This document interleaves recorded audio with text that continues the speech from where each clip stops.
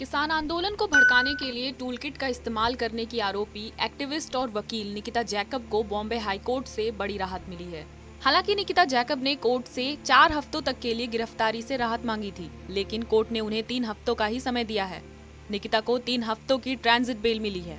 इन 3 हफ्तों के दौरान पुलिस उन्हें गिरफ्तार नहीं कर सकती। आइए अब आपको बताते हैं कि ट्रांजिट बेल और रेगुलर बेल में क्या अंतर होता है। पहले ये समझिए कि रेगुलर बेल क्या होती है।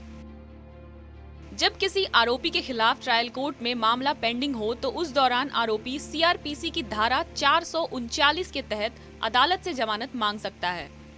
यहाँ ट्रायल कोर्ट या हाई कोर्ट केस की स्थिति के आधार पर अपना फैसला देती है। इस धारा के अंतर्गत आरोपी को रेगुलर बेल या फिर अंतरिम जमानत दी जाती है।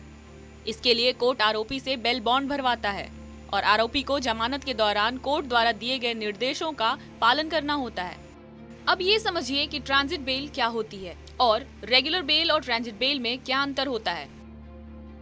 ट्रांजिट बेल गिरफ्तारी से बचने के लिए खास परिस्थितियों में दी जाती है। आमतौर पर मिलने वाली जमानत यानी कि बेल लंबे समय या आखिरी फैसले तक भी हो सकती है, लेकिन ट्रांजिट बेल एक सीमित अवधि के लिए होती है। इस बेल की अवधि खत्म हो जाने के बाद आरोपी की गिरफ्तारी भी हो सकती है। निकिता के मामले में ये सीमित अवधि की बेल उसे कानूनी तौर पर अपने पक्ष में सबूत जुटाने के लिए दी गई है। इस अवधि के दौरान आरोपी को अदालत के निर्देशों का कड़ाई से पालन करना होता है, जैसे पासपोर्ट आदि सरेंडर करना। अगर किसी अन्य जिले में जाना है तो वहाँ की स्थानीय अदालत या बताए गए पुलिस स्टेशन में हाजिरी लगाना आरोपी के लिए जरूरी होता है। कोर्ट किसी मामले में आरोपी की स्थिति को देखते हुए ट्रांजिट बेल देने का फैसला लेती है। अगर कोर्ट को ऐसा लगता है कि आरोपी इस अवधि के दौरान खुद के पक्ष में सबूत जुटा सकता है तो कोर्ट अपने विवेक के आधार पर आरोपी को ट्रांजिट बेल दे सकता है। कौन है निकिता जैकब? निकिता जैकब पेशे से वकील हैं, जो कि दीवानी विवादों के लिए कोर्ट में लड़ती हैं। निकिता जैकब सामाजिक न्याय और पर्यावरण संरक्षण के मामलों को उठाने वाली कार्यकर्ता हैं। वो अपनी वेबसाइट पर अपने बारे में ही लिखती हैं कि वो सही गलत के लिए खड़ा होना पसंद करती हैं, लेकिन अनजाने में गलत करने वाली हो जाती हैं। उन्होंने ये भी लिखा है कि वो आसानी से प्रभावित हो सकती हैं।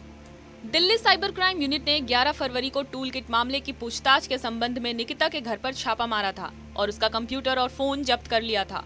निकिता जैकब को मुंबई हाई कोर्ट में सीनियर वकील मिहिर देसाई रिप्रेजेंट कर रहे थे। वकील देसाई ने सुनवाई के दौरान कहा कि निकिता पिछले 17 सालों से बतौर वकील प्रैक्टिस कर रही थी।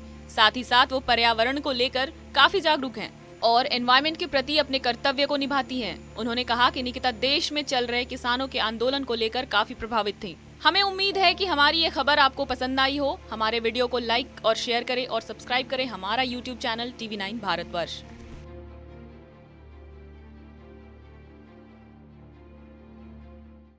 अड़ी सोमवार से शुक्रवार शाम 6 बजे सिर्फ TV9 भारतवर्ष पर।